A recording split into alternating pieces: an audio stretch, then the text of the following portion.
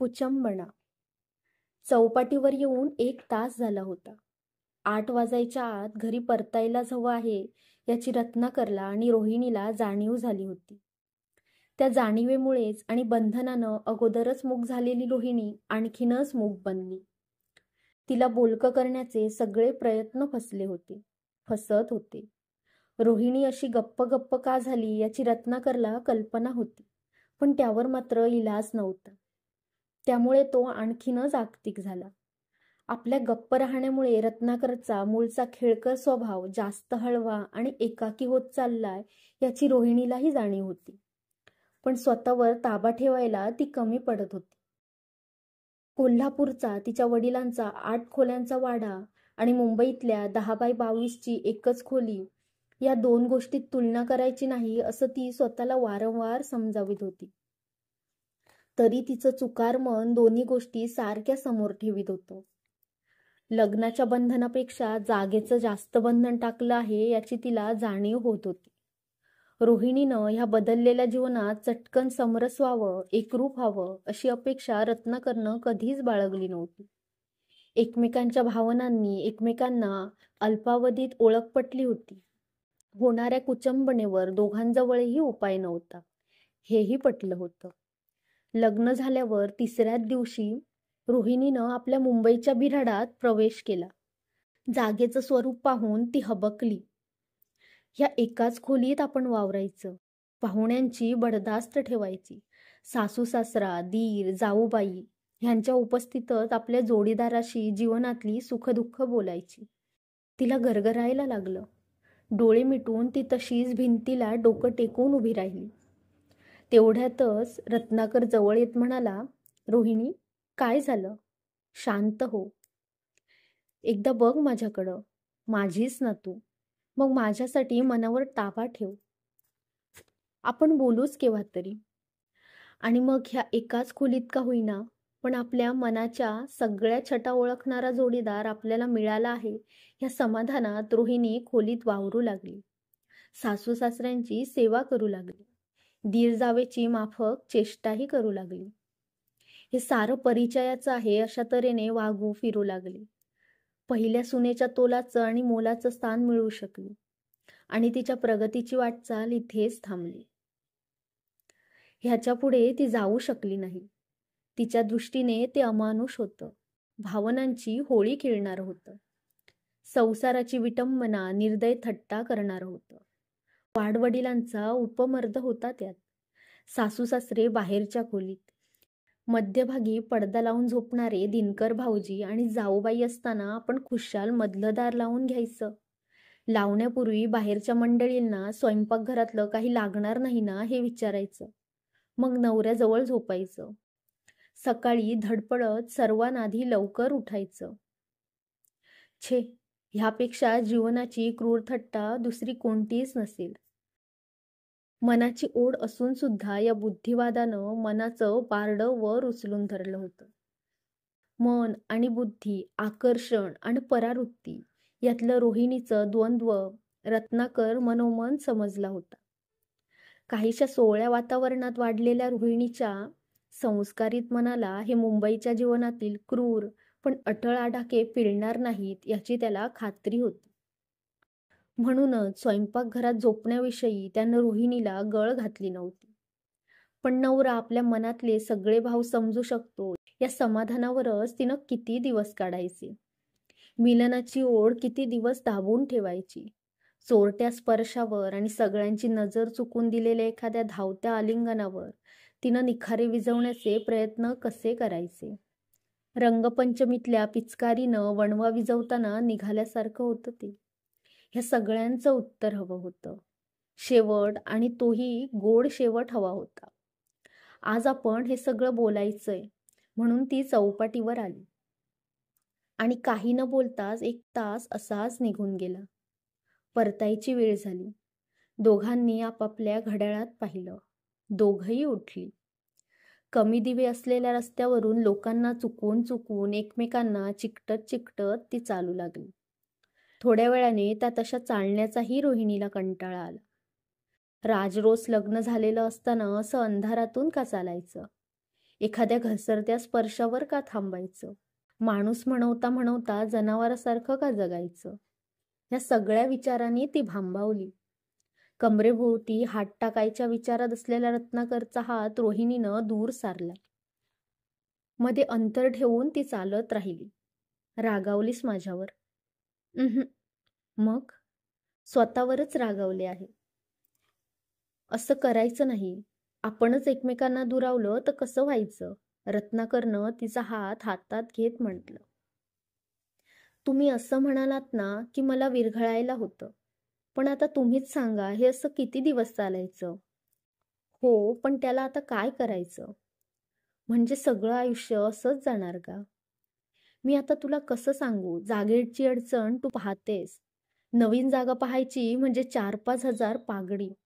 नंतर भाडंही 50-60च्या खाली नाही. राहायला जावं लागेल ते विलेपार्ले किंवा घाटकोपरच्या पलीकडे. एवढं करूनही ते परवडणार नाही. ह्याच्यातून मार्ग काढायलाच हवा. ह्याच्यातून मार्ग म्हणजे तुम्ही मला स्वयंपाकघरात झोपूया म्हणणार. मग आता काय करणार? रत्नाकरनं केविलवाण्या पाहत विचारलं. ते कालत्रयी शक्य नाही. उकडून उकडून सकाळपर्यंत जीव जाईल. आपण सिलिंग फॅन बसवून घेऊ. स्वयंपाकघरात म्हणजे अगदी उघड उघड आल्या गेल्यांना जाहिरात. रोहिणी रडवेली होत म्हणाली. रोहिणी, मग आता कसं करायचं? ते आता कसं सांगू मी तरी? स्वयंपाकघरात झोपायचं असतं तर महिना तरी कशाला घालवला असता.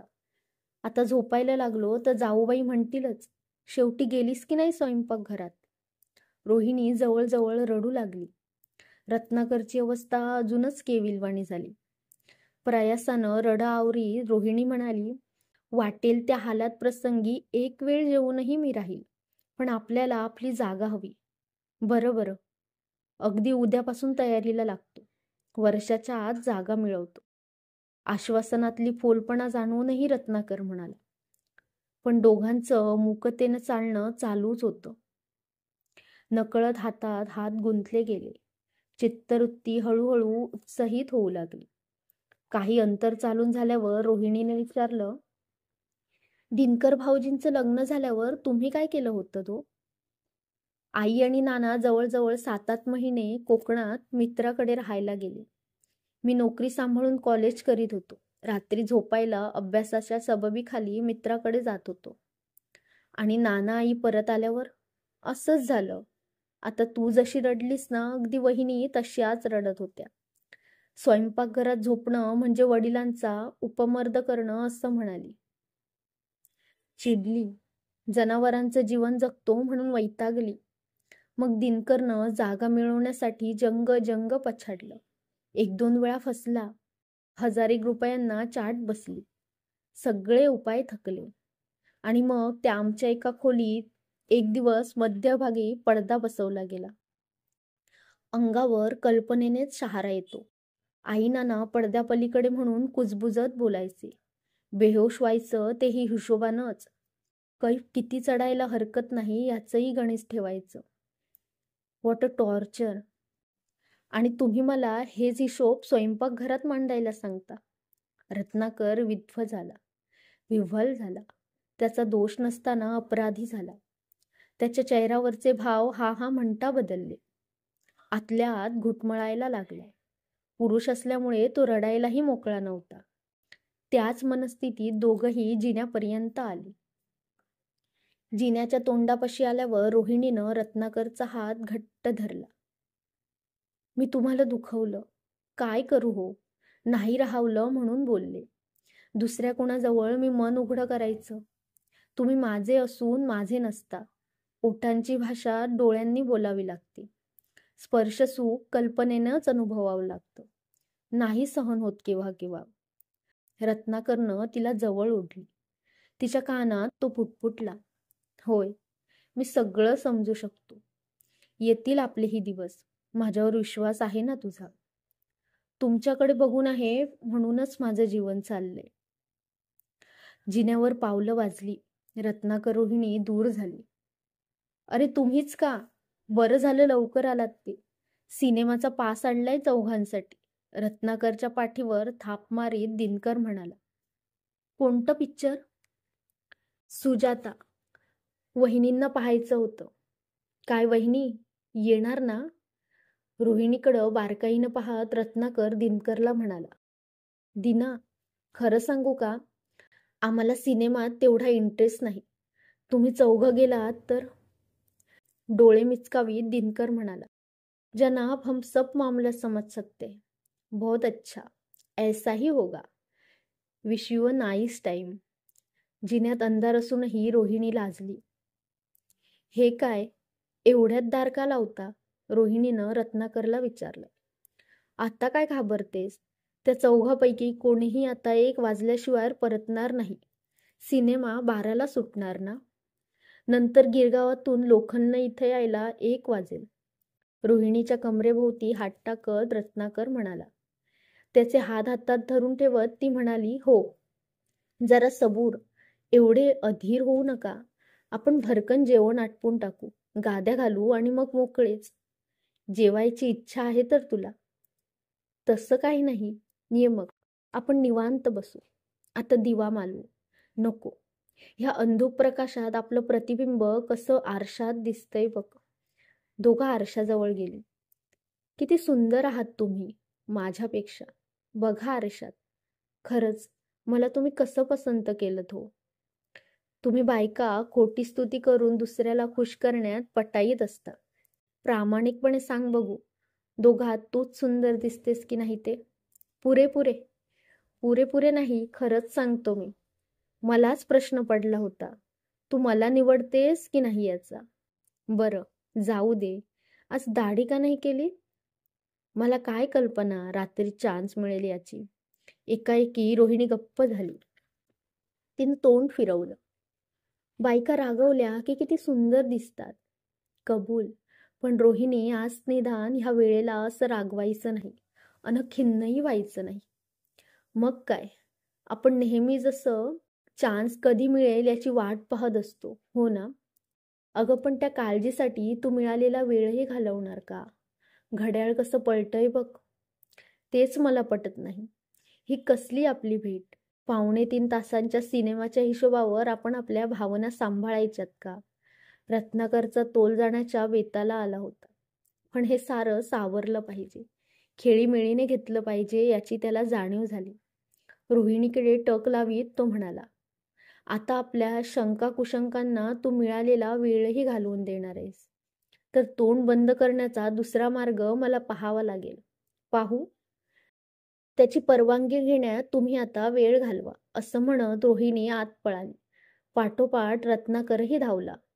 एक क्षण ओठांची भाषा ओठांनाच बोलायला मिळाली. आता ह्यापुढे जेवण हवंच का, हे सांगण्याची गरज आहे का? बेहोशीनं रत्नाकरनं रोहिणीला बाहेरच्या खोलीत खेचत आणलं. पलंगावर पडता पडता त्यानं रोहिणीला जवळ ओढलं. त्याच्या अंगावर रेवलून बसताना दरवाजाची कडी वाजली. दोघंही बिथरली. दोघांनी डोळे विस्फारून एकमेकींकडे पाहिलं. त्यांच्या कपाळावर आठ्या चढल्या. कडी वाजल्याचा नुसता भास ठरावा असं दोघांनाही वाटू लागलं. श्वास रोखून कडी दुसऱ्यांदा तर वाजत नाही ना, असा विचार करीत असताना पुन्हा कडी वाजली. रोहिणी लगबगीनं आत उठून गेली. एक ग्राम्य शिवी हसडत रत्नाकरनं दार उघडलं. पाहतो तो रोहिणीची मोठी बहीण. तिचा नवरा बळवंतराव आणि मागे उभ्या असलेल्या हमालाच्या डोक्यावर 2 ट्रंका. एवढ्यातच झोपलात? चेहऱ्यावर उसनं हास्य आणत रत्नाकर म्हणाला. छे छे, झोपतोय कसला? रोहिणी आवरावर करते, तिला सोबत करत होतो. बाकीची मंडळी कुठं आहेत? सिनेमाला गेलीयत. बूट काढता काढता बळवंतराव म्हणाले.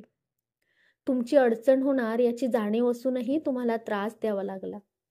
नंतर बळवंतराव सांगत होते आणि रत्नाकर नुसता हुं करत होता. चाललेल्या संभाषणात त्याला अधूनमधून भाग घ्यावा लागला. ओढवलेल्या प्रसंगाबद्दल हळहळ व्यक्त करावी लागली. अडचणीत असाल तेव्हा केव्हाही हाक मारा असं मनापासून म्हटल्याचं दाखवावं लागलं. बळवंतराव सांगत होते. एकाएकी जागा सोडा म्हटल्यावर मला काय वाटलं असेल याची कल्पना करा. साहजिकच आहे, मग आता पुढे काय करणार? सध्या मित्राकडं सामान टाकलं आहे. हिला उद्या पहिल्या गाडीनं कोल्हापूरला पोचवून मी लगेच परतणार. दुसरी जागा मिळेपर्यंत हिला कंपल्सरी माहेरच. कंपल्सरी या शब्दावर स्वतः बळवंतराव खुश होत हसले. रत्नाकरलाही हसावं लागलं. त्यानंतर रोहिणीला पुन्हा स्वयंपाक करावा लागला. रत्नाकरला सगळ्यांच्या झोपण्याची व्यवस्था पाहावी लागली. स्वतःची गादी रागारागानं गॅलरीत घालत असताना त्यानं बळवंतरावांना विचारलं, तुम्ही आत झोपणार की बाहेर? वरती पाहत बळवंतराव म्हणाले, खोलीत सिलिंग फॅन आहे ना, तेव्हा आतच झोपेन म्हणतो. त्याच्या पाठमोऱ्या आकृतीला रत्नाकरनं कोपरापासून नमस्कार केला. पण ह्याहीपेक्षा त्याला आश्चर्य वाटलं ते रोहिणीनं तिची गादी स्वयंपाकघरात घातली तेव्हा. त्यामागचा काहीचा राग व निराशा तो समजू शकत होता. इथं उकडत नाही का तुला? बहिणीनं आश्चर्यानं विचारलं. तत्परतेने रोहिणी म्हणाली, आता सगळं सवयीचंच झालंय. बळवंतरावांनी साभिप्राय त्याच्या बायकोकडे पाहिल्यानं रोहिणीच्या आणि रत्नाकरच्या नजरेतून सुटलं नाही. रोहिणीनं मधलं दार लावून घेतलं. वैतागानं रत्नाकर बाहेर गॅलरीत येऊन पडला. मजेत शिळ वाजवत बळवंतरावांनी विचारलं, दार लावायला हरकत नाही ना बाळासाहेब? डोक्यावरून जोरात पांघरून घेत रत्नाकर म्हणाला, बेशक. बळवंतरावांनी दरवाजा लावल्यावर रत्नाकरनं ताडकन पांघरून झुकारून दिलं. डोक्याखालची उशी अनवधानानं दरवाजावर फेकून मारली. पटकन आतून बळवंतरावांनी विचारलं, बाळासाहेब काही हवं आहे का हो? स्वतःला सावरी रत्नाकर म्हणाला, छे छे, चुकून पाय लागला दरवाजाला. त्यानंतर तो चक्क जागा राहिला. हाताशी आलेला घास दूर झाला होता. जरा वेळानं हलक्या आवाजातलं बोलणं कानावर आलं. तुम्ही अगदी कमालच केलीत. साखरेचं खाणार त्याला देव देणार. शेवटी जाता जाता चान्स मिळेल असं वाटलं होतं. केवढ्यांना बोलता? आत रोहिणी आहे, बाहेर बाळासाहेब आहेत. अशा ॲटमॉस्फिअरची खरं म्हणजे सवय झाली आहे आता. कुर्ल्याला पेईंग गेस्ट होतो तेव्हा 3 जोडपी होती एका हॉलमध्ये. विसरलीस एवढ्यात? नका नका त्या आठवणी काढू, अंगावर काटा येतो. तेच तर म्हणतो मी. बाळासाहेबांना आपली परिस्थिती माहीत होती म्हणून तर त्यांनी आता मुद्दाम हे सारं सहन करणं आवाक्याच्या बाहेर होतं. रत्नाकर उठला. धाड धाड त्याने जिना उतरून तो दरवाजाजवळ आला. समोरच्या दुकानाच्या फळीवर तो बसून राहिला. त्याला सगळ्याचा कंटाळा आला होता, उबग आला होता. त्याची नजर खोलीकडे वळली. 8 वर्षापूर्वी जेव्हा त्यांना ही जागा मिळाली तेव्हा अशी जागा मिळाल्याबद्दल सर्वांनी छाती 10 वेळा फुगवली होती. आज रत्नाकरला वाटलं ही जागा नाही, खुराड आहे. या खुराड्यात आपण आणखी एकाचा बळी दिला आहे. या विचारासरशी आणखी एक चमत्कारिक वाटू लागलं. तो विचार त्याला विसरताच येईना. सहज त्याने घड्याळात पाहिलं. 11:30. मंडळी परतायला अजून 1.5 तास होता. बाकी 1.5 तास काय आणि आता काय? आत्ता जरी सगळे परतले तरी चालेल. नाही, येऊ देत. त्या बळवंतरावाची तरी जिरेल. बळवंत्या. आणि त्याला एकदम हसूच आलं. तेवढ्यात एक टॅक्सी येऊन उभी राहिली. टॅक्सीमधून दिनकरला आणि वहिनीला उतरताना पाहून रत्नाकरला खूप आश्चर्य वाटलं. टॅक्सी निघून गेली. बायकोच्या कमरेभोवती हात टाकत दिनकर म्हणाला, दमलीस ना? थोडीशी. तेवढ्यात त्याचं लक्ष रत्नाकरकडे गेलं. भाऊजी, तुम्ही इथं? काय यार, पहिल्या रात्री भांडण. अरे विचार तरी काय? छे छे, टू बॅड. हेमा आपली पहिली. काहीतरी काय भाऊजी समोर विचारता. पण दिनकर भलताच खुश होता. अचानक काहीतरी लाभ व्हावा अशा आवेशात तो म्हणाला, सकाळ केव्हा उजाडली हे समजलंच नाही. पुन्हा हेमाकडे दुर्लक्ष करीत दिनकर रत्नाकरचे खांदे खुसळत म्हणाला, इंग्लिश पिक्चर का इंडियन पिक्चरची इंटरव्हल? दिनकर उत्तर न देता रत्नाकरनं संथ आवाजात वहिनींना विचारलं, पिक्चरची स्टोरी काय वहिनी? वहिनी जरा खुशीतच म्हणाला, तेवढं विचारू नका भाऊजी. दिनकर रत्नाकरचं निरीक्षण करत होता. रत्नाकर एवढा गंभीर? निराळाच दिसतो आहे. दिनकर पण जड झाला.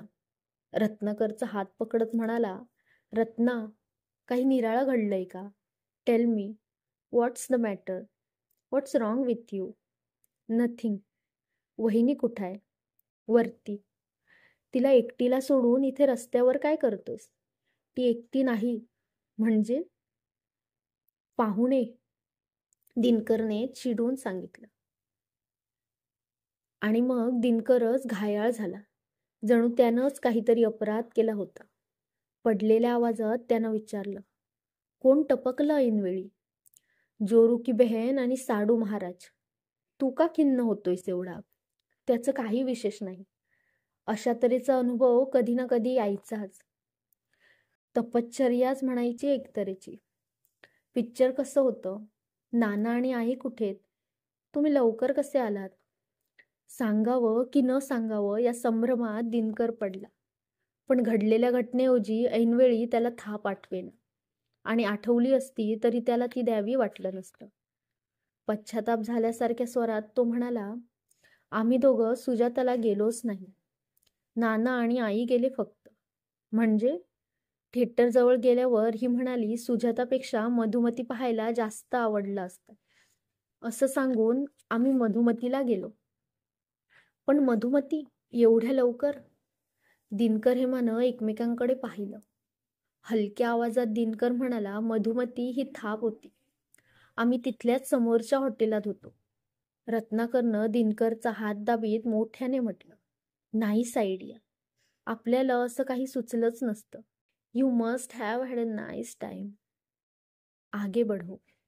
दिनकरचा चेहरा आणखीनच पडला. आपण रत्नाकरचा महान अपराध केला असं त्याला वाटू लागलं.